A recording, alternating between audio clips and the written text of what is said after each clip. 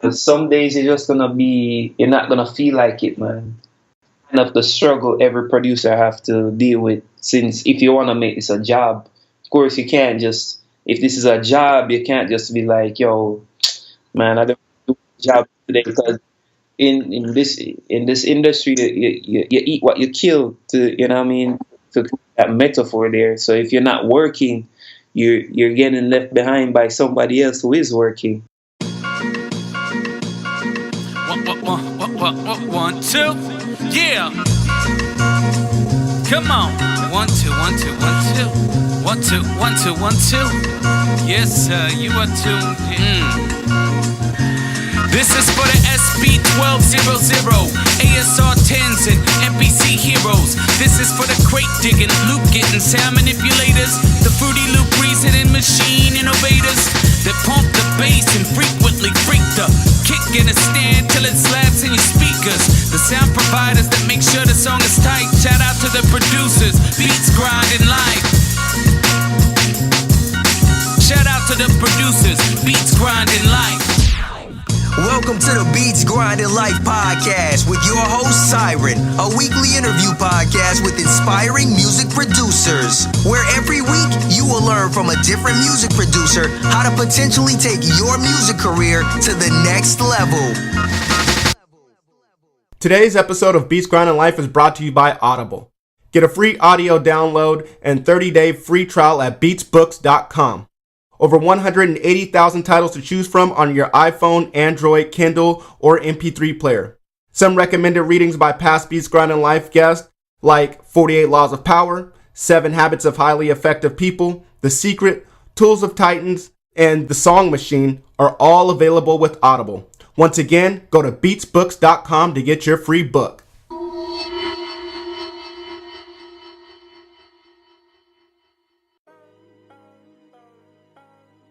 What's up, Beat Grinders? This is another episode of Beats Grinding Life. I'm your host, Siren Beats, and with us today we have Kris Karz. Kris Karz is an all-around talented music producer that specializes in hip-hop, R&B, and dancehall. The iStandard Beat Showcase winner is based out of Miami, but is from Manchester, Jamaica. Kris is the owner of Kngly Studios and is the creator of the series Kngly Live, which you can check out on YouTube. Recently, he just scored the film Half Dead and has worked with artists such as Tamika J, Dylan Golden, King Charlz, and past Beats Grinding Life Dria, and many, many more. Yo, what's up with you, man? How you doing, Kris? I'm doing great, Siren. Thanks for having me on the show. Oh, no doubt, man. Thank you for coming on, man. You know, like I, mentioned to you earlier before we started recording, I've been a fan of yours for a good couple of years, man. Got to check you out at Beast of the Beats, man. So it is such an honor to have you up on here, man. Really appreciate it. No, man, the honor is all mine. I'm happy to be here. Okay, man. Well, we're not gonna sit up here and have a nice off and keep it, because I could go back and forth. I could say that the honor's all mine, and you could probably do the same thing, man. But I'll let it chill there, man. So, all right. I feel you, man. All right, man. Well, hey, I just introduced you to the Beat Grinders, to the listeners. Why don't you just let them know a little bit more about who you are, man? Absolutely. So yeah, you pretty much hit a lot of the points here as far as my career is concerned. So yeah, I'm from Jamaica. Grew up there. Okay. I reside in Miami, where I'm doing my work. I work as a music producer, and also I do a lot of video work. Nice. Right now I'm really trying to focus on this YouTube show I have going on called Kngly Live. I eventually want to develop it into a syndicated TV show one day, but right now I'm just putting in the groundwork. Yeah. As far as making beats, man, like that's what I've been doing since high school. Since I was 15, I just turned 25 last week. Congrats on that, man. Yeah, man, I appreciate that. It's been a long journey, and since I moved here, I linked up with the guys at iStandard. I heard about them on Illmind's podcast years ago when he just like a podcast, and I started linking up with Jay Hatch, and I entered a couple of beat battles. That was it's kind of showcases as how they describe it. And from there, I met a lot of dope producers. You know, I met you, and I met a lot of the producers I currently collaborate with now, doing showcases, and yeah, just been grinding, man, trying to be a better musician every day. So that's pretty much where I am right now. Dope, man. That's awesome, man. That's awesome right there. You know, I mean, it speaks volumes. Shout out to iStandard. Just, you know, it speaks volumes to what they're doing. You know, they're showcasing producers, but not only that, they're getting producers together. You know, and so can't say much more about them. I mean, well, actually, we can. We could say tons about them, but man, they're doing such a great job over there, man. So that's true. All right. That would the whole podcast if we start, you know. I know, right? We could just talk about them for the whole podcast. So salute to iStandard, yo. Yes, definitely. Well, man, here on Beats Grinding Life, man, how we always start out is, you know, we want to know a little bit of history, and we want to know about the guest, and that's you. We want to know about you and how you got started in music production. What made you want to get into music, period? Right. Well, I originally started getting into music after I finished primary school in Jamaica. I guess you guys call it elementary school here. After I finished primary school, my dad got me a keyboard. Dope. And I remember one of the notes didn't work. The middle A didn't work on the keyboard. I kind of caught the bug, man. Like, I just used to practice scales up and down literally for hours. I used to practice scales like from morning till night. I used to practice, and from there, I just started playing keys at my church. I started playing drums first, as a matter of fact, but I fell in love with the keys after that. Dope.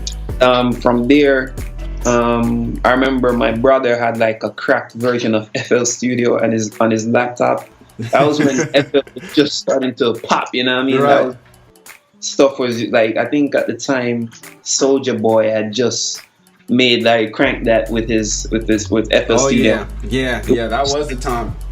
Exactly. And it was just like, I don't know, every kid had FLs, even if you weren't in like music. When I was growing up in Jamaica, every kid either had virtual DJ or nice. My brother had it on his computer, and he just showed it to me, and from there I made like I started. That was the new thing, man. That was what I spent my entire day doing, and it took me a week to make my first beat, or weeks to make my first beat. And I remember bringing it back to school because I used to play with the musicians for the school choir and the school band or whatever. So I strung the PA system at school at the time, and I just remember everybody going crazy at the beat, yo. It was just there's no way to describe the feeling that caused like see like a whole room full of people, like maybe like 10-20 people in the room. Wow. Just went crazy, and from there I caught the bug, man. Like, I was 15 at the time, and I never stopped making beats ever since then. I still have that first beat. Still got it, huh? Still have it. Man, well, you got to put it out so we can hear it. Probably not a chance that we'll ever hear it, huh? never see the light of day, bro. Hey, I understand that for sure, man. Well, that's dope, man. I mean, it sounds like, an addiction of some sort. You know, I mean, you get that feeling, from your peers, and then you just want to keep chasing it, I mean, I know that's how it feels for me, at least sometimes. And then, like the equivalent to that is like a beat showcase. You play your beats, crowd goes crazy, and there's no feeling like it, man. It's just like it almost feels like a tangible energy you get from responding to the crowd, like, damn, I put like this effort into creating the sound, and people are absorbing it, Yeah. So no doubt, man. So did you stop after that, or did you, after you made your beats, did you let your peers hear it in that capacity? Did you ever play them at school after that, or? Yeah, man. Ever since then, I became the guy to go to make songs. Nice. And right around the time, this is kind of showing my age, but you remember when like Jerkin was popping, like Jerk. Yeah. Like the New Boys and them dudes were popping. popping back in when I just started making beats. So we started doing jerk videos back in our high school in Jamaica. And I used to rap, and I used to make jerk type beats or whatever. And we used to compete against rival high schools in the area, and so I used to be the guy to make the beats for it. Oh, that's dope. But that was kind of such a funny, intense period. That's hilarious. So hilarious. Everybody had like neon color clothes and and jeans, and we just used to make Dougie type music, and we used to like put it on SoundCloud.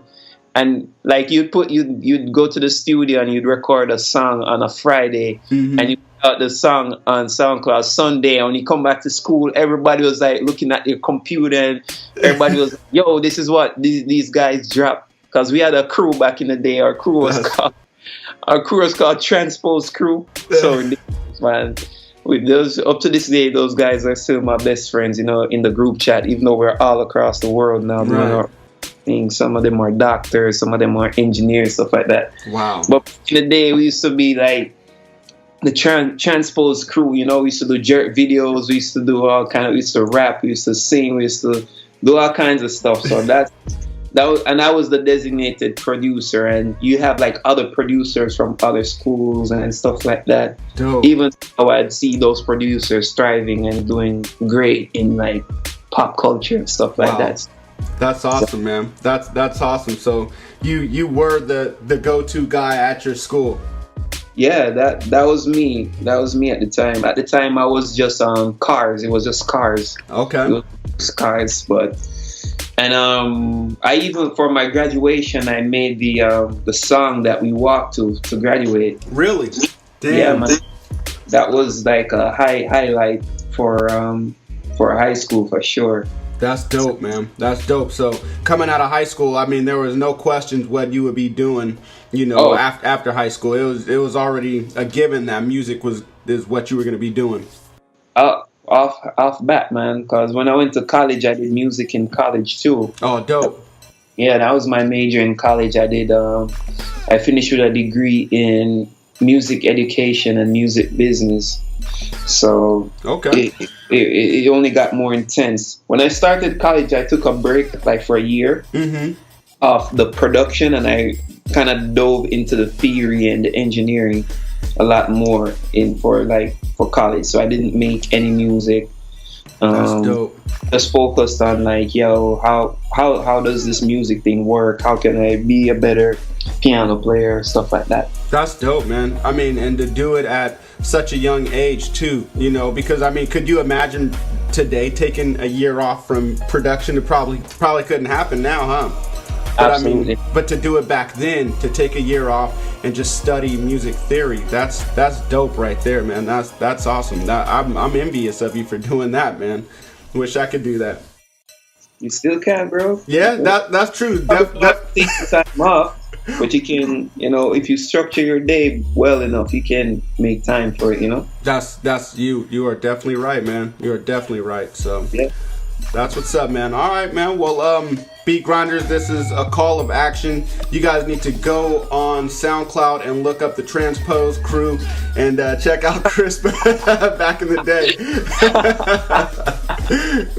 That's hilarious because they just might find some shit, man. That was right. Well, that's embarrassing, bro. Like, that's crazy.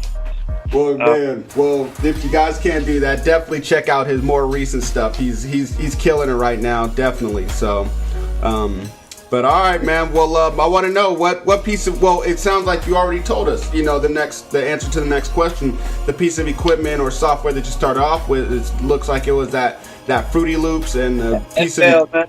Yeah, that's what's up, man. It just seems like, that's how so many producers get their start, is a cracked version of Fruity Loops, man. I mean, that's just not an uncommon story these days. Yeah, man. So most producers who started with it stick with it too. Yep. And I just started using Ableton like a year ago. So up until a year ago, I was still using FL Studio, and FL Studio has come a long way, bro. Like, yeah. it's up to par with everything else now, you know. It is, man. I mean, for so long it was looked at as Like a toy. Yeah, definitely like a toy. And now you cannot say that nowadays. I mean, people are making hits, you know, making multi-platinum hits off of Fruity Loops. So, okay, or I should say FL Studio now, but FS, it will always be Fruity Loops to me, man. right, yep. Same here, man. All right, man. Well, growing up, man, who made you want to make music? Who made you want to do this? What producers inspired you? Yeah, that's a great question, man.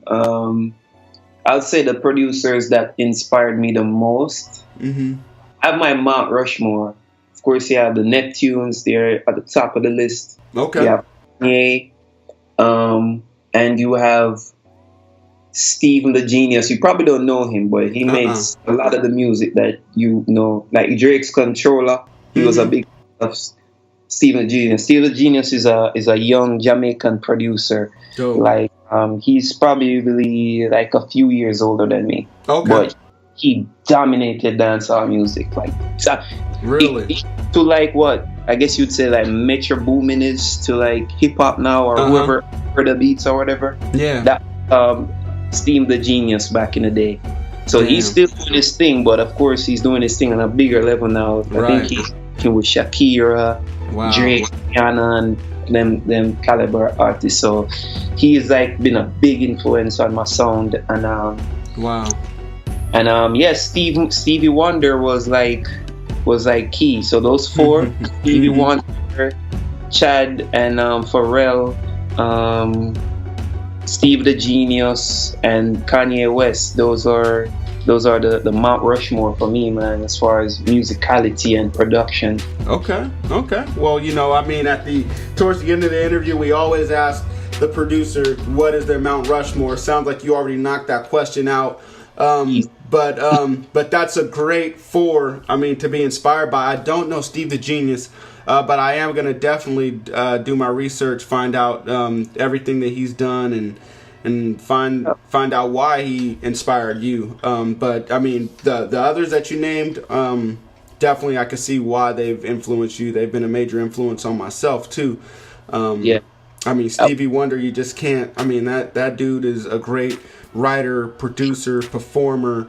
You know, and Neptunes. I mean, those dudes are awesome, still doing it to this day with Pharrell at least. So yeah, man, that's what's up, man. I was fortunate enough to meet Chad the other day. I was doing some video work for him. Is that right? Yeah, man.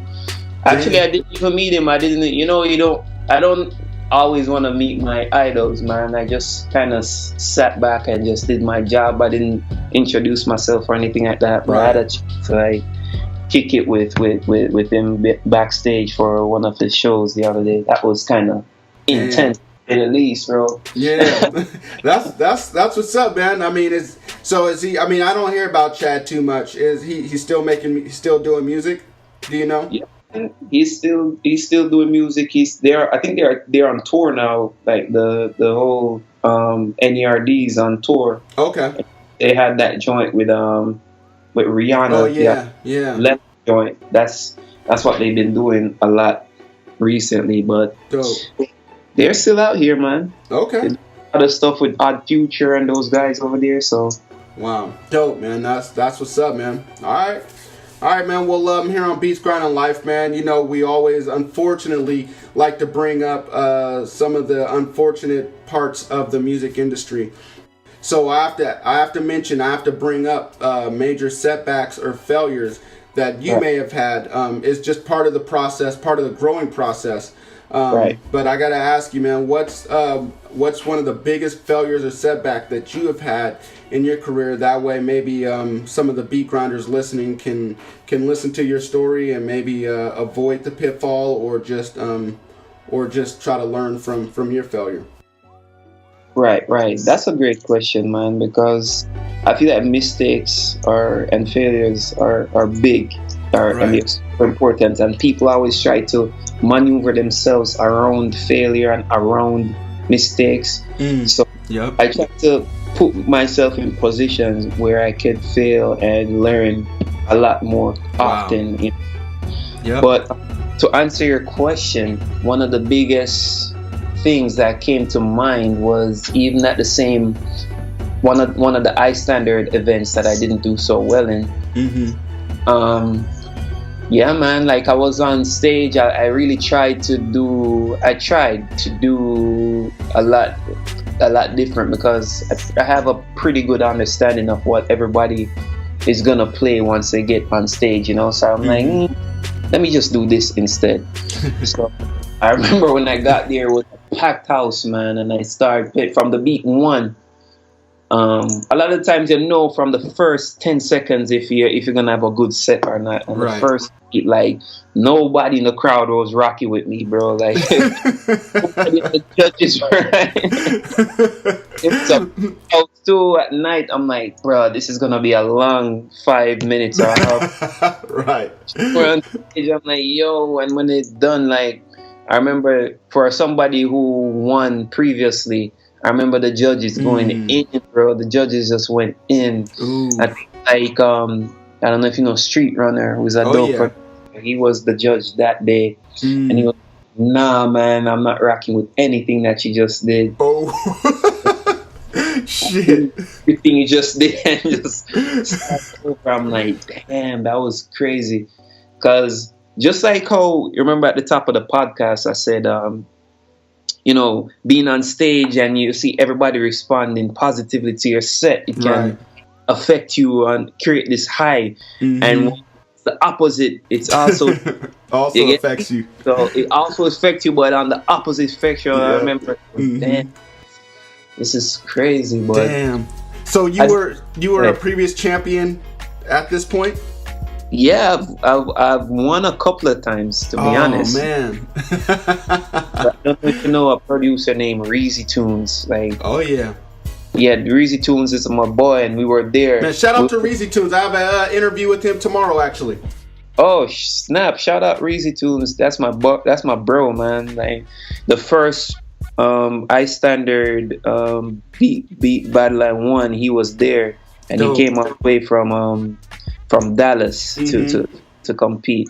So that's my bro, man. That's my bro. That's what's up. So yeah, I remember he was there and he went up. I think he went up before me or something like that. And the judges did a similar thing to him. So you can ask him about that too. I will. Damn. And yeah, man. But I didn't really let that bring. It was more of motivation. You get me? Because at least I know I try to be different. I'd rather be, you know what I mean, criticized for something that I did outside of the box than be praised for something that I know that's gonna slap. Because let's be honest, if you're a producer and you make beats, you know what's gonna slap. If you put the 808s on there, if you put them cardiac snares, grunts, you just know what. You just know you can pretty much be a carbon copy of Illmind or like Murder Beats or something like that. And you know that's gonna slap. But as like an artist, at the end of the day, you don't wanna be a carbon copy of another artist because you're not gonna grow. You get me? So at least that specific situation helped me a lot to grow. And as a matter of fact, that same day I met the front runners, Kris and Dria. Past guest on this show. There you go. We exchanged information and we started working, and from there I got some opportunity with them there to work on placements and stuff like that. So you have to take the good with the bad, bro. If you don't take a chance to mess up, then you know, of course you're gonna you're just gonna be stuck in the same position, or you're gonna get some level of success, but you're never gonna stick out. You get me? Yeah. Oh, for sure, man. For sure. Well, I mean, the dope thing about that is that, you know, it wasn't a complete failure. You know, you got to hook up with the front runners. They were obviously impressed by what you did. You know, and so, you know, and like you said, you took a chance. You know, and you took a chance with your sound, and that the only way to know if your sound is working or not is to present it in front of people. And it could go either way. It could go positively or it could go negative, and like you said, it was a chance for you to grow your sound, and your brand and who you are. And so, I mean, to me, that sounded like a great night. In hindsight, maybe at the time it didn't, but and another thing that I took away from that is, at least, because I mean, some people would have been pissed off, some people would have been mad and may not have, networked with others, but you didn't. You went out there, you networked and hooked up with the front runners to create opportunities for the future, man. So that's dope. Sounds like a dope night in hindsight, maybe not at the moment, but that's what's up, man. That's a great story. Yeah, man. And even as like right now, I don't really have like a huge name as a producer, obviously. So every single day you're gonna get rejected. It's good to get used to rejection. You get me? Like, right. How you deal with rejection really affects your success. You get me? Yes. Every day I get rejected, man. So you just can't let that. You just can't let that, slow down your progress. Right. I remember, I don't know if you watch, if you're a follower of Kobe Bryant, but when Kobe just started in the league, there's this game, he put like 3 air balls for 3. You remember that? I remember watching that game, yeah. So if you're like somebody who's scared to take chances, you wouldn't even go for the second 3. You get me? Yeah. The first one you would have folded. You missed the second one, you'd have folded. Kobe went like 0 for 3 or something crazy, and look at the kind of career he had after that. Right. Yep. So true, man. Wow. I forgot all about that. But that's dope right there, man. Well, thank you for that story, man. Hopefully it inspired some beat grinders out there to keep pushing. If you were in a showcase or something and you got a bad response, just keep pushing. Don't put your head down. Keep your head up. And look for opportunities out there. So thank you, man. Appreciate that. No problem, man. Glad to help. Yeah, man. No doubt, man. Well, the flip side of that, man, I want to know, what's the best moment in your career that you've had so far? What's your crowning achievement? Man, let's see. One of the best moments I had, of course, it would be winning beat battles too. Or I remember the first beat battle I won, where I went literally last. And people who went before me, right? They were smashing. They were killing, and even before, when I was playing my beats for some of the judges, they were like, "Nah, I'm not rolling with these beats here." And so already my confidence was, but I'm still there to, to enjoy the vibe or whatever. Right. Everybody, even Reezy, Reezy's crazy. Reezy went up. Reezy went up. He smacked. I don't even have to tell you what Reezy did. I'm like, yo. So I said, you know what? Let me just go up real quick and go back. Cause at the time I went to school in a part of Florida called Tallahassee. I went to Florida State University. Yeah. Okay. Shout out Seminoles. Yeah, the Seminoles, man. So. And Florida State is literally 500 miles from where I live in Miami. And that's where the battle was. Damn. We drove 500 miles there just to compete that day. And I'm like, wow, I'm coming down here to get like bodied on stage. I'm like, you know what? I mean, just hand out like a lot of business cards and stuff like that just to not make this like a day wasted or whatever. Right. So I remember like, I'm telling you, Weezy bodied. Every producer bodied, and I went up, and I'm working on this genre called trap hall, like a mixture between dancehall and trap and stuff like that. Dope. Time it was like a fresh name or whatever, and it was still the same Street Runner and Street Runner. I remember who was the other judge. But I don't remember who else was there, but Street Runner was a judge, and I remember I played my first beat, man, crazy. Dope. Crazy. I remember the second beat, crazy energy, and it was like this dancehall trap fusion that I was playing. I'm like, oh, this is working. This is a dope feeling. Yeah. And I'm like, man, immediately after I did it, I'm like, yep. I don't even have to ask, bro. Like I knew that I won the battle. That's so dope. I remember it was packed. I was just chilling in the back, and they called my name. They say, "And the champion is Kris." That was crazy, man. And at the time, they gave us like MP. They gave me a whole MPC, and they gave me a tons of stuff, man. They gave me a lot of stuff at the time. So wow, like one of the moments that's stuck out for me for real. And even since then, like even now, recently I'm getting like some cool responses, you know, like I remember DMing, like I don't even want to say who, just because I don't want to jinx the whole situation. Right, but yeah, of course. You know what I mean? Big up and I don't even want to say up and coming, like a established dude. Okay.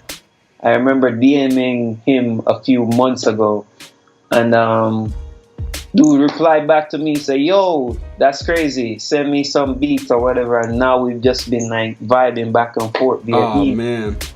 So I don't want to say who to think the whole situation. You get me? Right. But that just feels like vindication. You get me? Because a lot of times when you're doing music and stuff like that, making beats, and nobody knows who you are, like your music that you put on SoundCloud get like 5 views and no likes and stuff like that. Right. So a lot of times it can get kind of discouraging or whatever. For sure. But it's like little moments of vindication that really, you know what I mean, say, all right, maybe I should be doing this and not like, you know what I mean, whatever your parents want you to do or whatever. Right. Well, that's dope, man. You know, first off, the beat battle, you know, I mean, just to know that everybody was killing it, everybody was smashing it. You're last, so you're sitting there listening to everybody, probably getting nervous, you know, with each person that's killing it, you know, and then you go up there and you just smash your set, you know, and just win it. That's a, you know, I can only imagine that's a dope moment right there. And then the second one, you know, we'll eventually find out who that person was. I'm sure, you know, time will tell. But you know, like you said, that vindication, just knowing that what you're doing matters to other people. What you're doing, other people are feeling. Because sometimes when you sit in that studio by yourself or with just a few people, it's hard to tell, you know, if it will be accepted by others, you know. So Exactly. That's what's up, man. Well, you know, those are definitely two great moments. I'm sure those moments are definitely going to encourage some of the listeners listening today, you know, that want to get on your level. And speaking of getting on your level, man, here on Beats Grinding Life, man, we are obsessed with greatness. We want to know what the greats do. And so, man, right now we want to know, what do you do in a typical day, man? So that way, maybe we can model our day after yours and become just as great as you. Nah, man, you need to stop. Hey, man, right now you're on. It's all about levels, man. Right now you're on a level that I'm trying to get on. You know, maybe somebody listening they're trying to get on my level. It's all about levels, you know. So you're trying to get on somebody else's level. So we're just trying to get on your level right now. So tell us how to get there. What do you do in a typical day? All right. To answer your question, let's see. I like to get started early, man. I find that I'm most productive in the mornings. Nice. So after, like, in the day, and once afternoon rolls around, it starts to taper off for me a little bit. Mm-hmm. So right now I've been getting up at like 5:15, 5:30 in the morning here, Eastern time, and just vibe out, try to slowly warm my day up. Make sure I eat my breakfast, do my meditation and stuff like that. I wake up and I, you know what I mean, send emails, make tweaking to my website, try to organize my schedule and stuff like that. And if I have any clients or if I have to go out to work, I then go. The key thing is, for me, if I'm in like production zone, I want to get started making music or writing or arranging stuff by 9 o'clock. Because that's my peak productivity hours, between 9 and 12. I'm getting it, man. Dope, man. I take a nap around in the afternoon sometimes, because I always do, and I guess my body's used to it now. And probably like watch like a episode of a show or something. In the nights, I always film videos, so I always make sure I pack my car up with my gear and just go out and jam out in a video and come back. Try to go to bed early, bro. I'm not a big fan of the team no sleep thing. Yeah. Not a super fan of that. I love sleep, man. Right.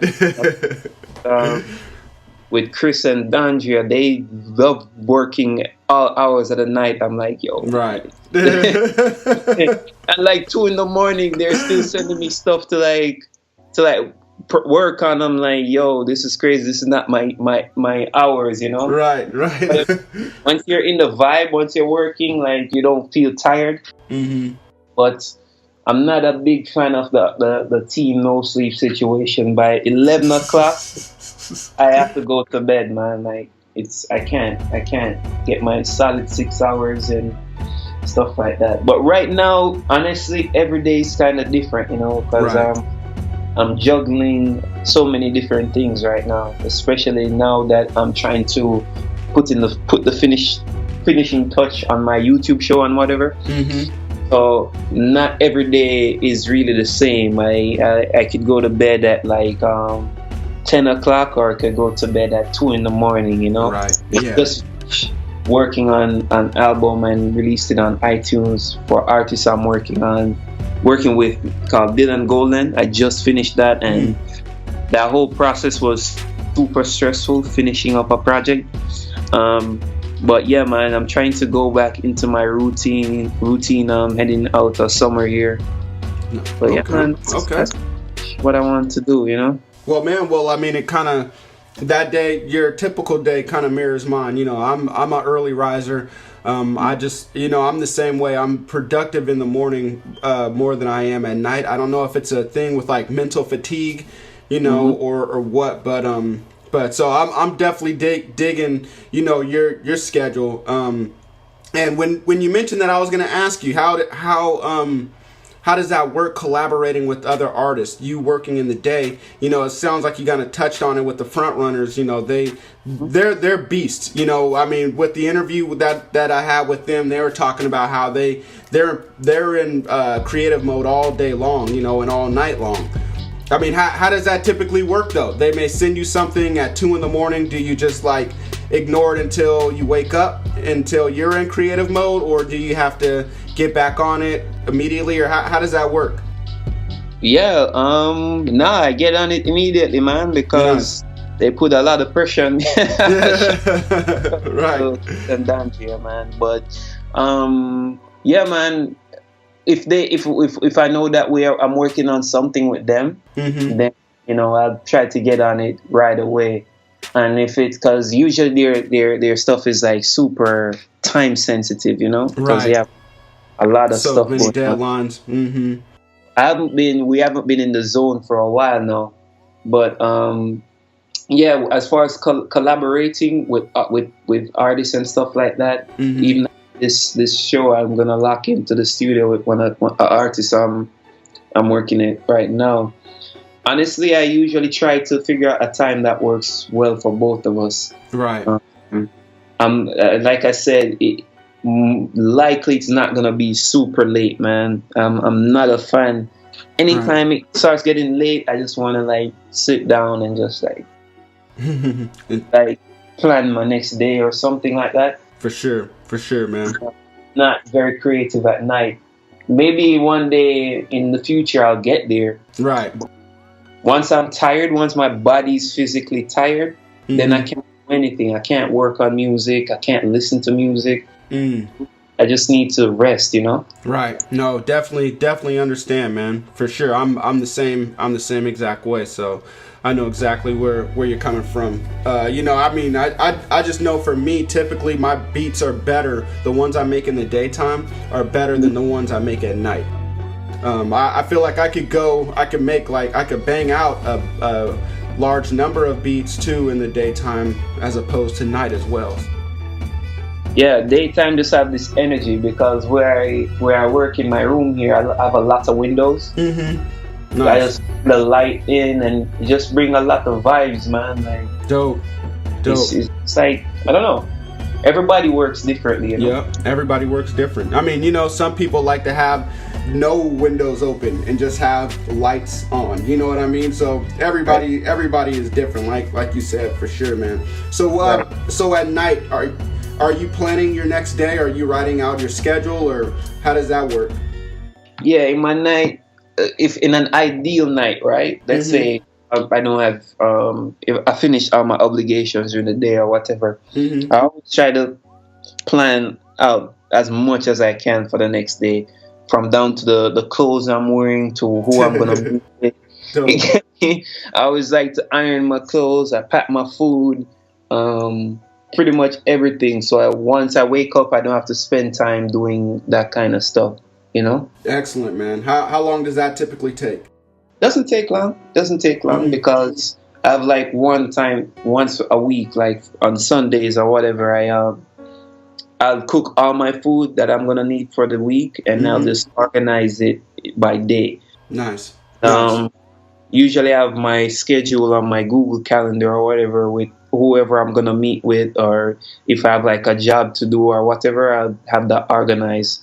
Dope. But I always try to prepare from the night before. It's just been that's just been how my mom and dad raised us in Jamaica. You know, we always used to iron our uniforms, used to like clean our shoes, do our homework. That way the next day I can just get rolling, you know? Oh yeah, that's what's up, man. It's like, you know, I mean, it takes so much work out of the day, you know. I mean, you can just roll on autopilot because everything is there laid out for you, what you need to do.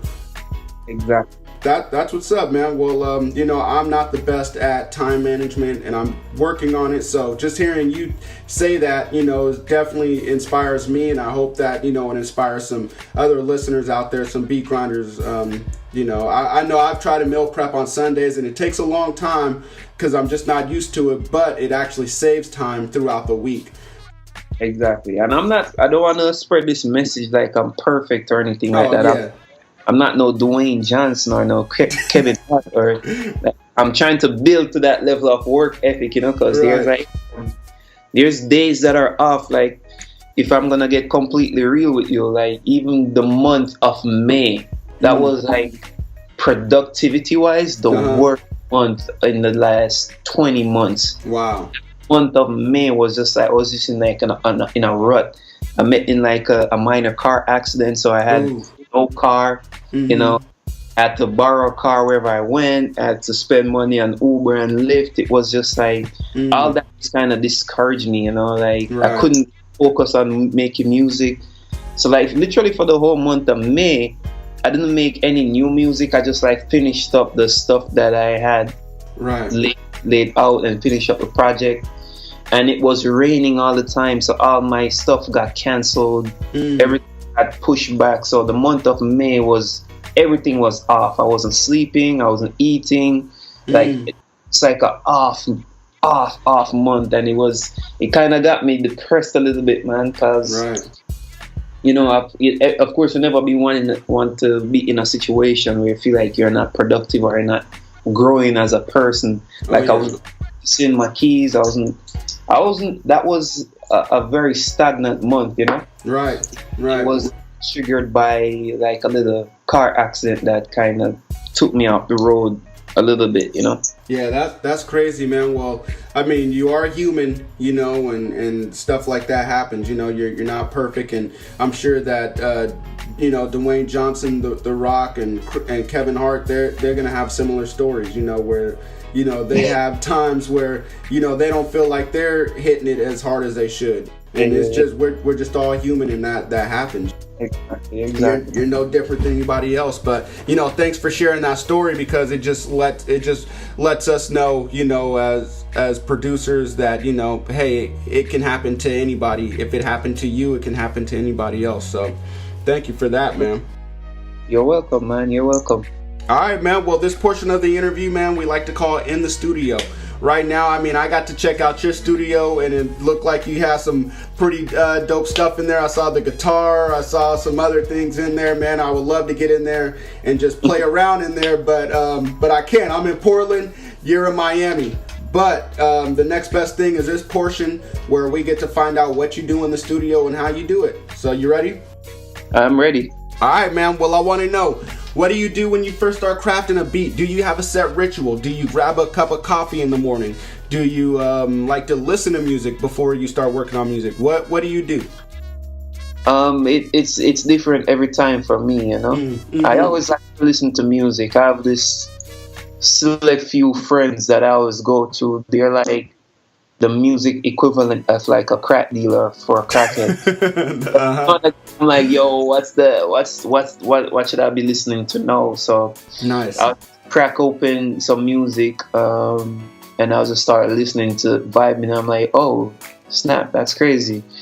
But every day is different. Because I play keys, I always start by creating a vibe with the chords and stuff like that. Okay. See what tempo I want to work on, and I'll just like start making some melodies. Or if I just got like a new drum kit or whatever from online, I'll go through some sounds, and that would inspire me to make something different, you know. Right. Mm-hmm. In the studio with the artist, sometimes they might have an idea that they have already. I was like, hey, how this sound? I'm like, all right, let's try it. Most recently, I'm working with this artist called Kngly Arnold, man. I'll send you some clips of her. Okay. Trust me, she's gonna be a big deal. I'm putting it here. Mm-hmm. She's gonna be a big deal. I'm putting this on record for her. She's gonna be a big deal. She plays guitar and she's working with her, and she's an amazing songwriter. So she just came in and she laid down a verse with the guitar and the vocals, and so I make the beat back way like that. You get me? Like I make the song around the artists and what they have, and we made a few smashes like that, you know. Wow. And even when working with the front runners earlier this year and last year, what they would do, they would send me like a cappella sometime, and like string chords around them, and then I'll send them back, and they would make their tweaks and send me back this, and you know, it depends on everybody. I like to have a creative thing going, you know. Yeah, man.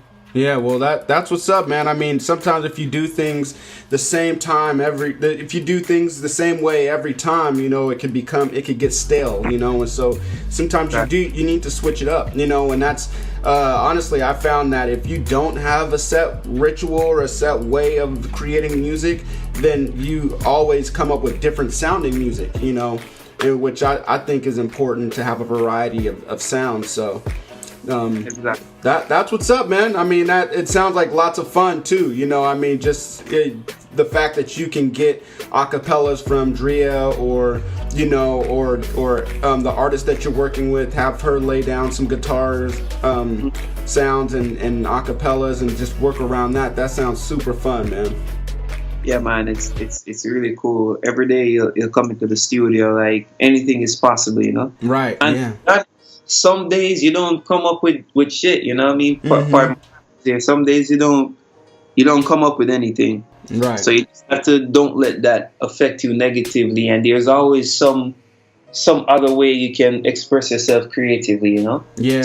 I don't make any music. I'll just like either I edit some videos, or I'll probably watch listen to a podcast or watch something just to get inspired. Dope.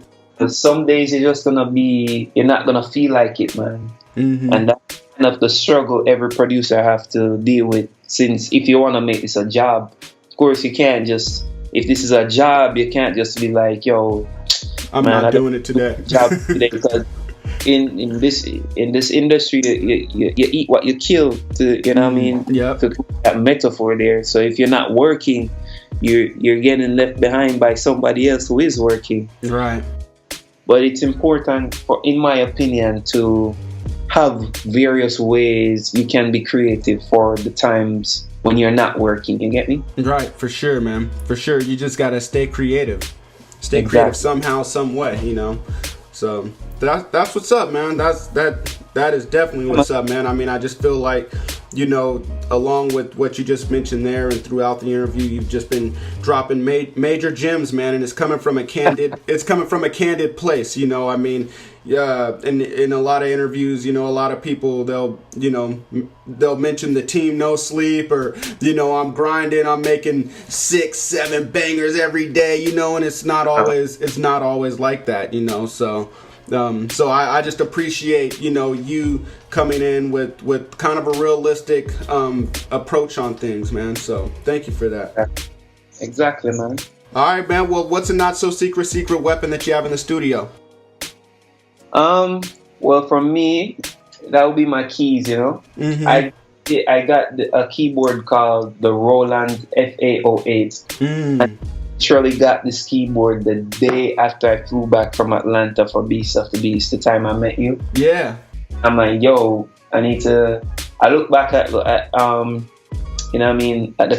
the competition and stuff like that, and I'm like, I need to improve my musicality. And the keyboard I had at the time was kind of like, I outgrew it, Right. So I really broke off a lot of bread just at this keyboard. And this has been like a secret weapon for me, because a lot of the sounds that I use in my beats and stuff like that come directly from this keyboard. It's quality, man. There's just no other way to say it. It's just like a high quality keyboard.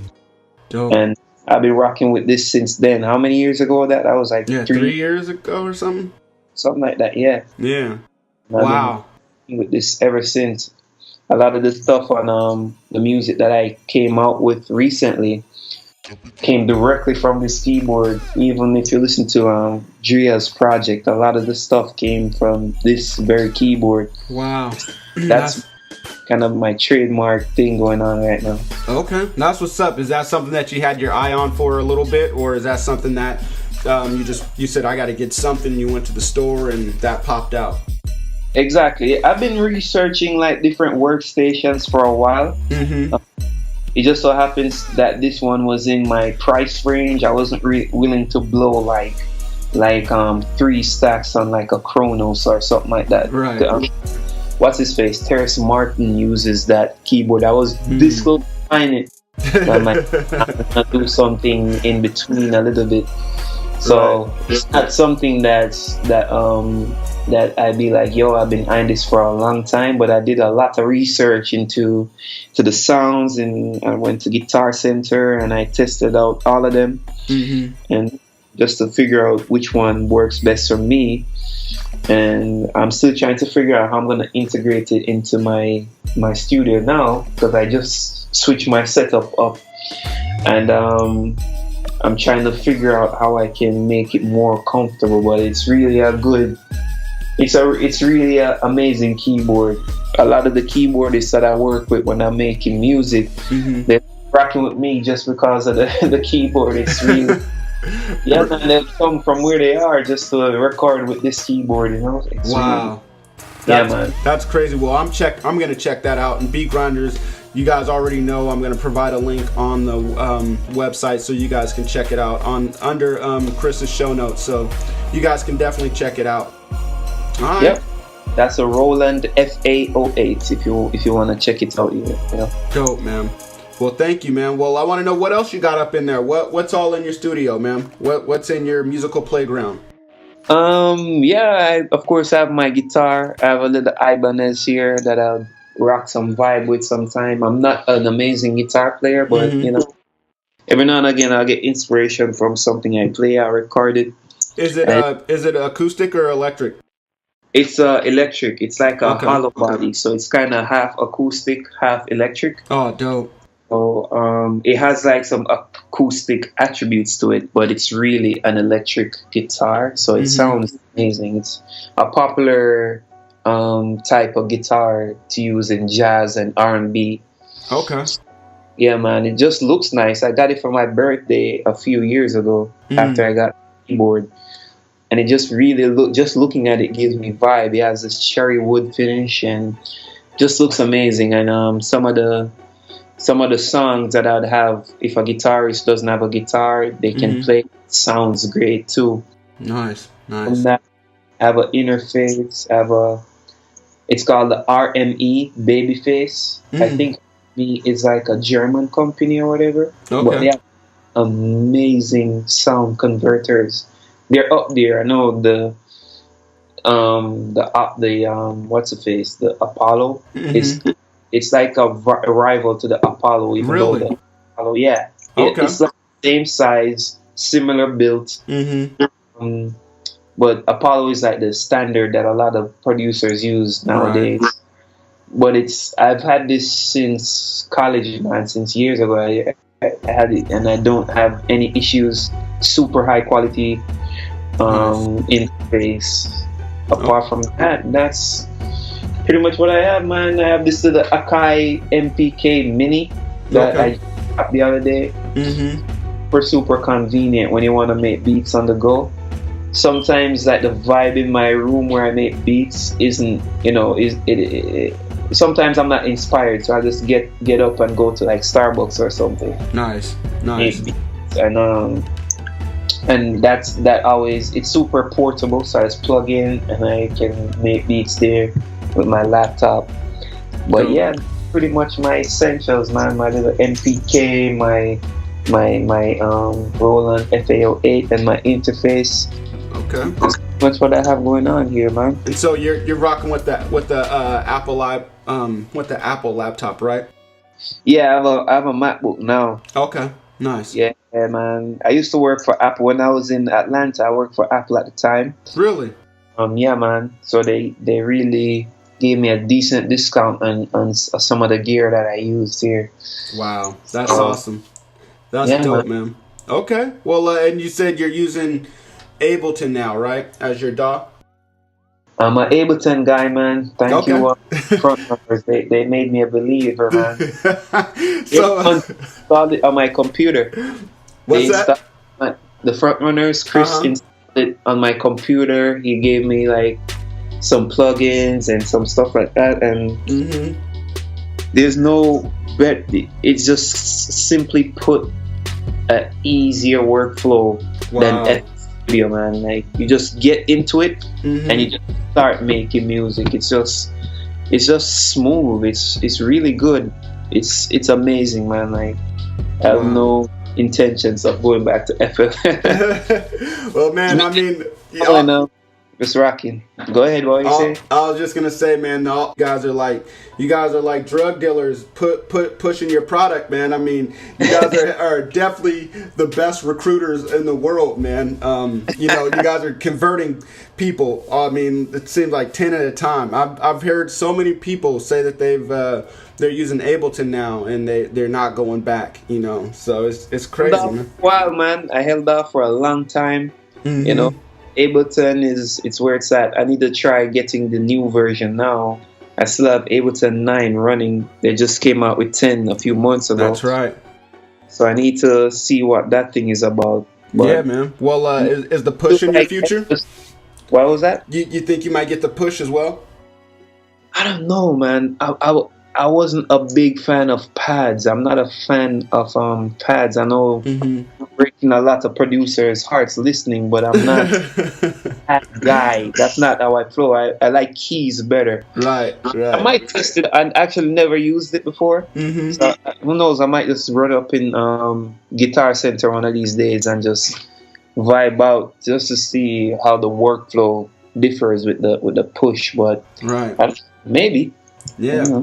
Yeah. All right, man. Well, Beat Grinders, you guys, everything that Kris just mentioned, I will have in the show notes so you guys can check out everything that he's messing with these days. So, all right, man. Well, the next portion of the interview is called In the Mix. We're just going to speed things up a little bit. It's kind of like rapid fire. I'm going to ask you a question. You give me a quick answer back.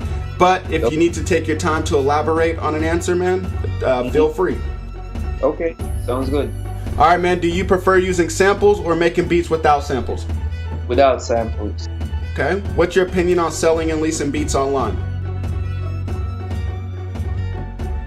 That's a good one. I was just talking to Keshawn about that a few weeks ago. Keshawn's a producer I respect to the highest level, man, and he does it too. I don't know. I haven't formulated a huge opinion on it. Okay. I do think that there's a community that does lease their beats online who does a great job. Like, it's not just throwaway beats. My problem is, like, if you just throw away beats, like, you're hurting your own brand like that. You get me? Right. Yeah, that's for sure. The way how I like to produce, I like to sit down with the artist and produce. I don't even email beats anymore. To me, that's just like not a good look for me. Right. But again, everybody's different. It can be super, super lucrative, man. Like, I know people can clear a good 60 to 100 a year. Wow. Of doing that stuff. So it's lucrative if you're dope. But I don't know. I don't have like a strong opinion on it, to be honest. Okay. All right. Yeah. What's a plugin that you think every producer should have in their arsenal? A plugin every producer should have? Probably Atmosphere. Nice. I know I sound like a hype beast, but Atmosphere is up to the hype to me. Yeah, I definitely agree. All right, what's a book that you think every producer should read? And it doesn't have to be a book about music production, but it can be. Okay, my favorite book is a book called A Music Theory by Victor Wooten. That book would change your life, trust me. And I know it sounds super off-putting with the word theory, but it's really nothing about music theory. It's like, it's really an ironic name because the guy in the book shits on music theory the whole time. Really about spirituality and how your spirit and music should be one. And it teaches, it's like a very, I want to say, hipster way of looking at music. Okay. It's cool. It's amazing. It's like, they should definitely make a movie from that book. And if you know anything about my musician sub-community here in the production game, would know Victor Wooten is one of the most respected bass players of all time, and doing it up to this day. So basically, that book teaches people his method and how he learned to play the bass guitar, and everybody can eat. I recommend it to people who doesn't even do music. So wow, okay. Theory by Victor Wooten. Wow, well, I'm definitely checking that out today. I'm gonna see. I'm gonna hop on Amazon or something and see about ordering that. Wow, you sold me for sure. Change your life, bro. Trust me. Okay. Beat Grinders, you guys have a chance to get a free audio book, probably just like the one that Kris just mentioned just now. You guys go to beatsbooks.com and go claim your free book. Once again, that's beatbooks.com. All right. Is there an internet resource that you use that you think every producer could benefit from? And when I say internet resource, I mean like an app or a website. App or a website?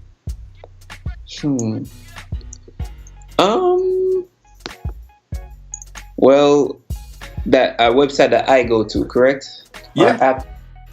Or, I mean, you don't have to go. I mean, it's just a website that you think everybody could benefit from. For example, some people have mentioned like Who Sampled. Some people have mentioned maybe like Google Calendars for an app, just to for scheduling. Right. That's a good one. Let me see. A good app. One of the biggest apps that I use is something simple. It's just an app called Metronome. So, for example, if I'm working with the artist and they just pull up a beat and I'm recording them, I can simply just on the app just tap to the beat to catch the tempo, so I get my delays right and my reverbs right and stuff like that. That's dope. And yeah, when I practice keys, if you're a musician, you should always practice on beat. So I'll practice that, and I could just walk around with that in my pocket. So that's a cool one that I use. Is that free or does that cost? It's free. It's free. Nice. It's called Metronome. Okay. I'm picking that up as soon as we get off. Yeah, man. Thank you. And if you're sampling and you want to catch a sample, the tempo, you can use the Metronome app and just tap the sample, and you can chop up your samples from there, Yeah, that's dope, man. That's awesome. All right, man. Well, I want to know, we're just going to slow things down a little bit here, but what was your first placement that you got? And can you describe the feeling for us? I know that there are some beat grinders out there that haven't got a placement yet, and they just want to know the feeling, so maybe it can inspire them to get out there and reach that goal. Right. I don't have a major placement yet, Okay. Mm-hmm. Still working on it.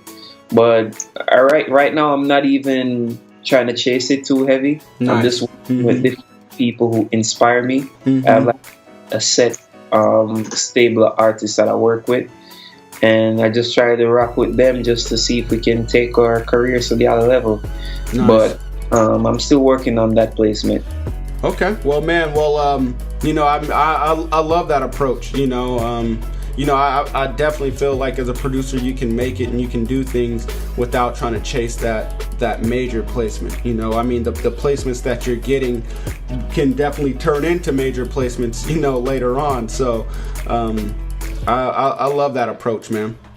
Yeah, man. I'm just trying to work every day to be a better producer and see what happens, Yeah, for sure, man. Well, can you tell us about a song that you got the most excited about? Maybe a song that was featured on something, or maybe you heard on the radio, or Oh yeah, for sure. The first time I hear a song I did on the radio, that was definitely a euphoric moment, because literally every producer listening to this right now wants to have their stuff played on the radio, regardless of what they may say or not. Mm-hmm. So that was definitely a cool, intense moment, Right. That was, again, goes back to that vindication thing. It just gives you hope that, yeah, maybe I did make the right decision as far as becoming a music producer. Dope. So that's definitely a dope feeling. Or when I get featured on like a cool website the other day, Afropunk did a write-up on some of the songs that I did. Wow. So that was cool too. So yeah, man, various little things. I haven't gotten a major placement yet, as far as in the traditional sense, but I still get some decent looks every now and again. Yeah, that's awesome, man. That's awesome. Okay, all right. What's your favorite song that you ever produced? Favorite song I ever produced is a song from the album I just did, as a matter of fact. So you can check it out on YouTube, or pretty much with whatever streaming service you'd like. It's a song called "If I Told You" by Dylan Golden. Okay. So it features my homie Dylan and another one called Kamau, who's a talented artist out of New York. So that's something I've been listening to every day. I'm like, wow, I can't believe I actually produced.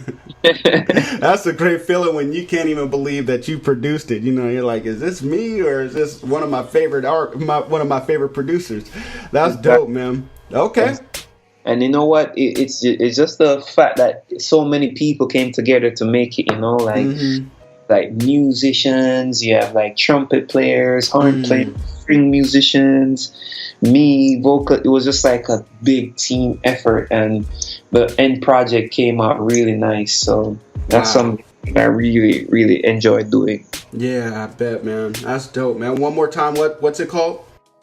It's called "If I Told You" by Dylan Golden.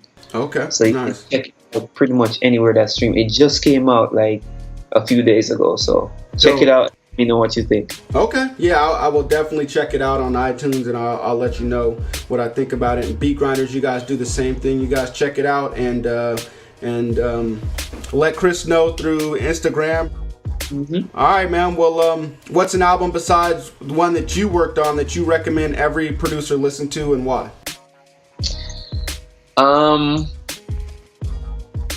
Production wise, I really, really enjoy My Beautiful Dark Twisted Fantasy. Yeah. Here's why.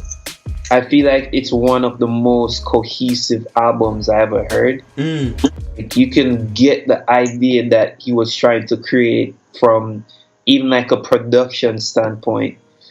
And every single song sounded like they belonged. Right. And not just that, they sounded like they belonged where they were in the song. So it was just really, I hate to say this, but it was really just like a perfect album. Yeah. It was just like from production to lyrics to melody to mix to every aspect of production. They just nailed it.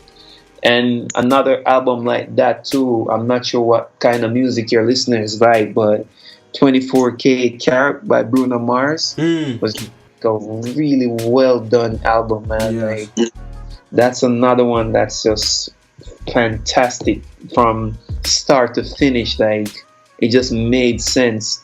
Yeah. So those are, even nowadays, that's one of the two albums I look up to. I'm like, yo, when you talk about cohesiveness, when you talk about whether or not something slaps, when you talk about mix, it just checks off every single box. And Nice. it deserved every kind of praises that it got, you know? Yeah, for sure, man, for sure. Well, I mean, both those albums have been mentioned before on here for this question, and there's a reason why. You know, they're both great albums. You know, both those are great reference albums too. If you're trying to, like you said, trying to get an idea of mixes, or you know, if you're trying to if you're making an album, and you know, those are two great reference albums to listen to try to create your own. Thank you for that, man. No problem. You're welcome, man. All right, man. Well, you already mentioned your Mount Rushmore for producers. One more time, why don't you list them off for us? I'm going to have to go with the Neptunes. They're at the top.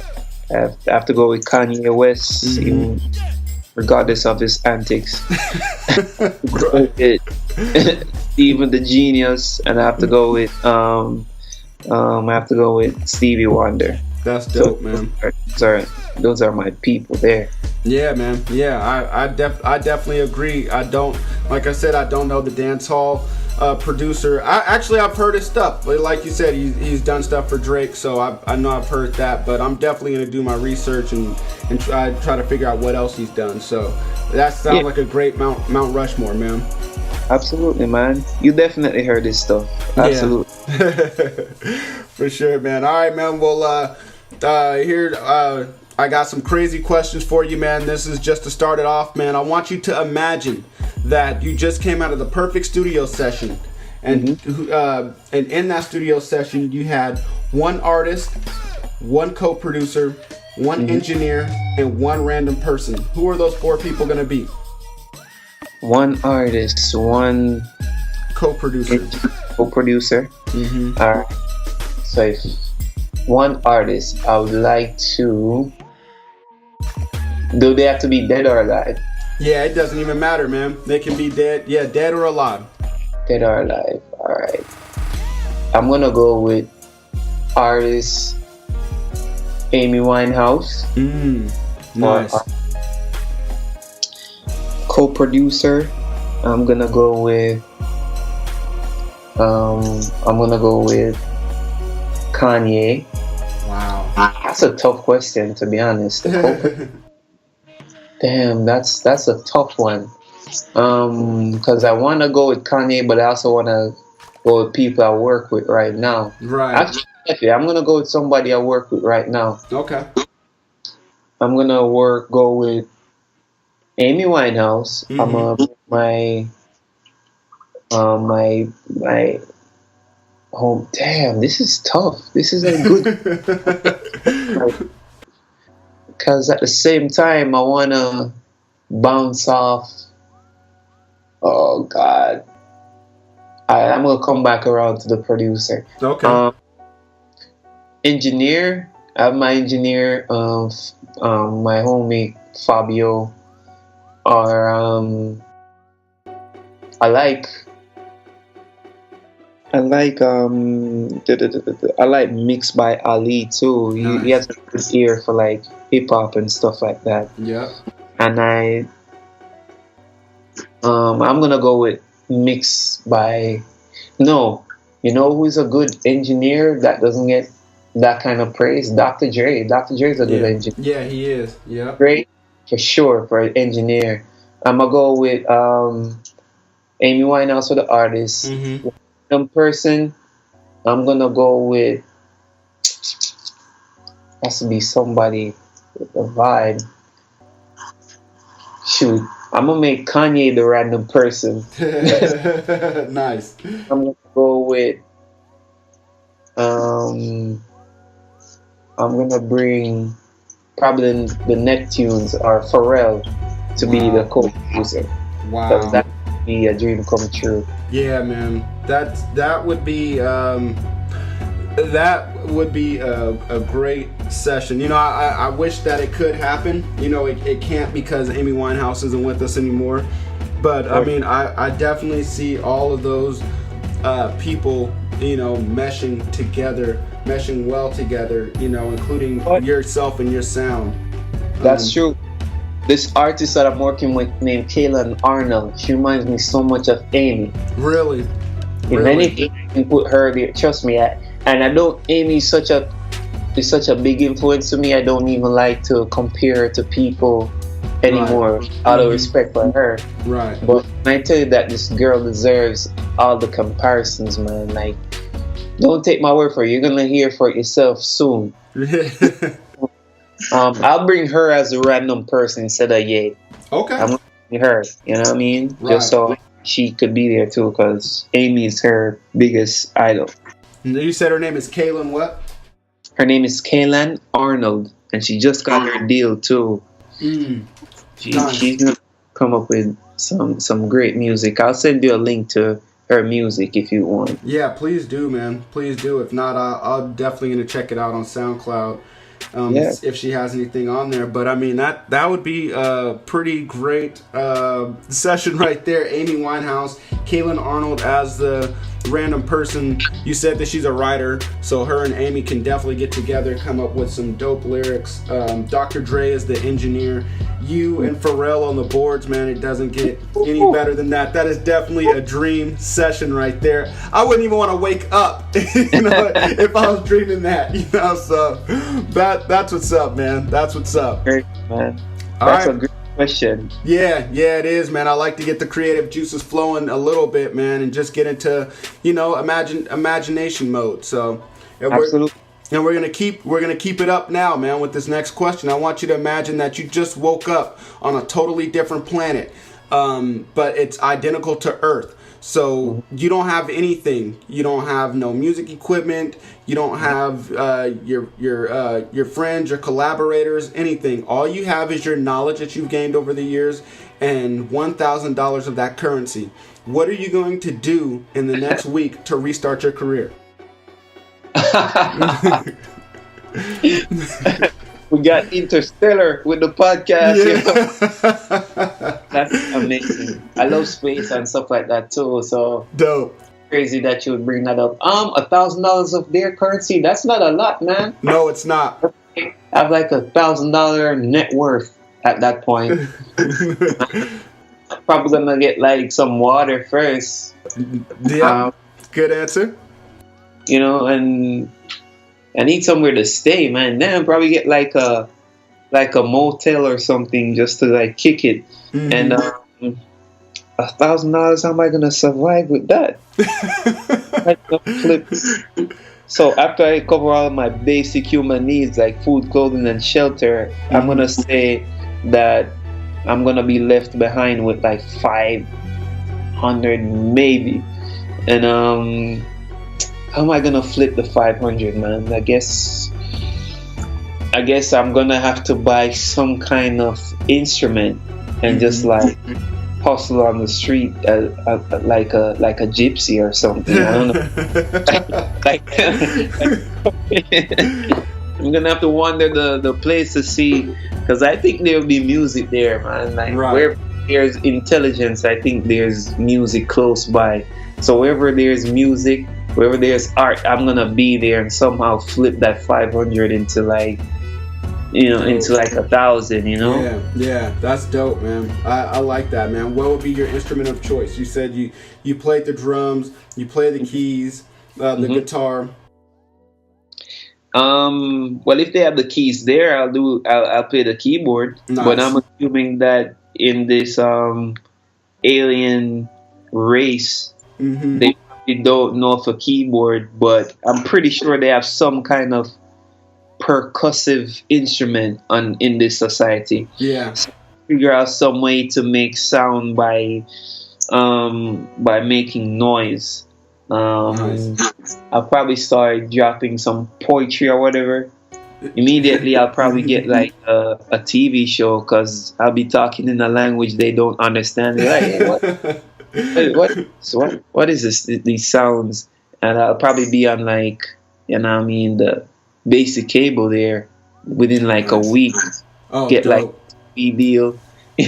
Nice, man. Nice. Yeah. So that'll be my route. Okay. Well, the reason why I asked this question is because there's some listeners listening today that want to get into music production. They don't know how, and they may only have $1,000 or so. And so, this answer kind of helps them, get on the right path to that. And there's some music producers that have lost everything due to theft or due to malfunction in equipment or whatever, and need to know what's the next step to take to get back on their feet. So right. So yeah, man. So yeah, thank you for that, man. Appreciate it. That sounds like a script for like a TV show, man. Yeah, it does, right? I didn't think of that, but yeah, it does. Shot back to Hollywood to see what you can get from that. I know, man. Right. I mean, hey, you're the one with the camera, man. We need to make this happen. So let's do it with it. All right, man. Well, when it's all said and done, man, I want to know, what do you want your legacy to be on this earth, man? And also, what does legacy mean to you? Legacy means a lot to me, man, because most of what I do now is for legacy. I think about the long game, Mm-hmm.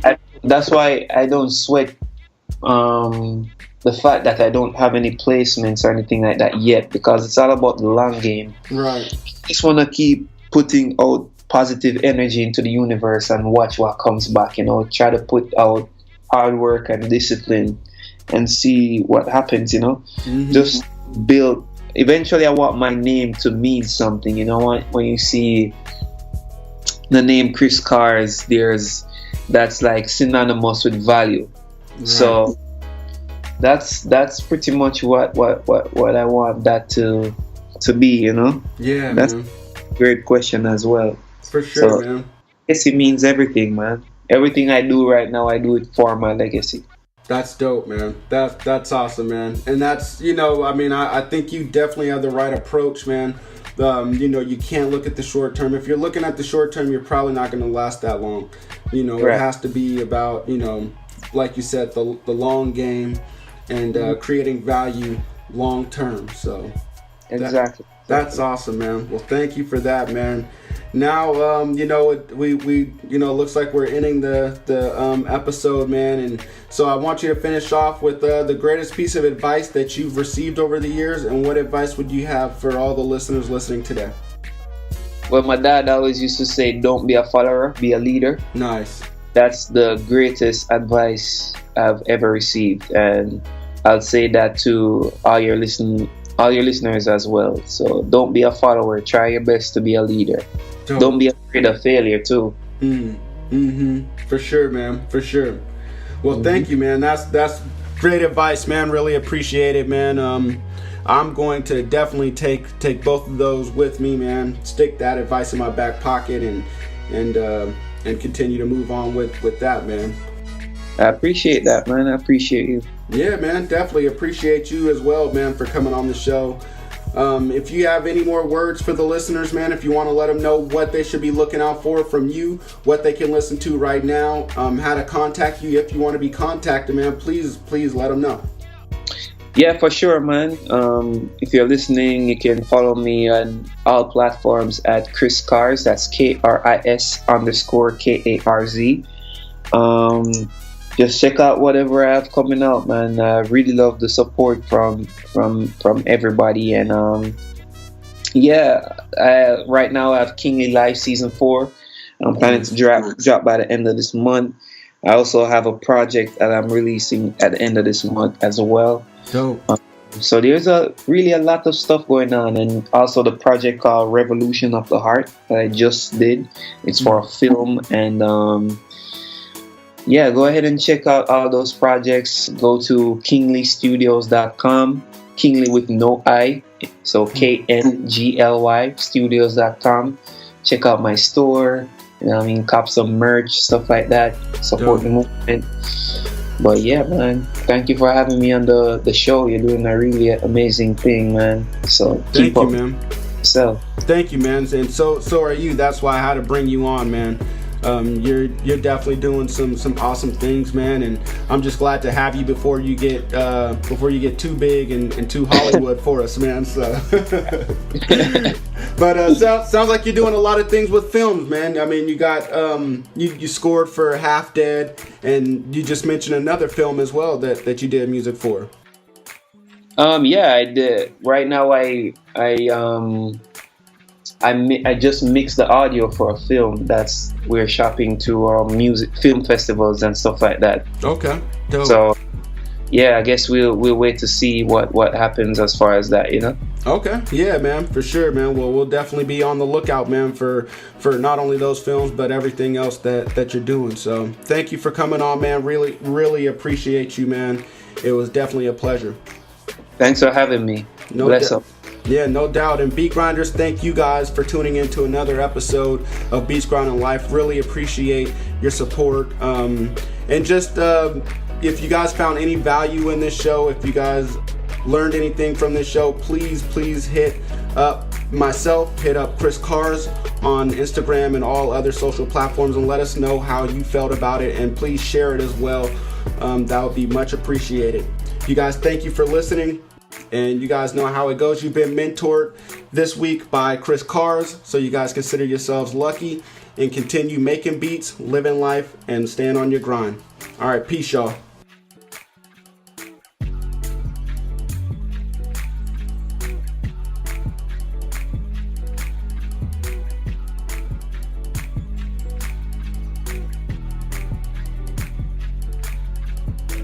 Here at Beats Grinding Life, we want to thank you for listening to another episode. We want to know what were your biggest takeaways from this interview. Just go to beatsgrindinglife.com and leave a comment on this episode's show notes page. Also, while you are there, go subscribe to the podcast on iTunes. Just click the little button that says subscribe. If you could, please leave a rating and review. Rating and reviews are the best way to show your appreciation because it helps more people find out about the podcast. So until next week's episode, keep grinding.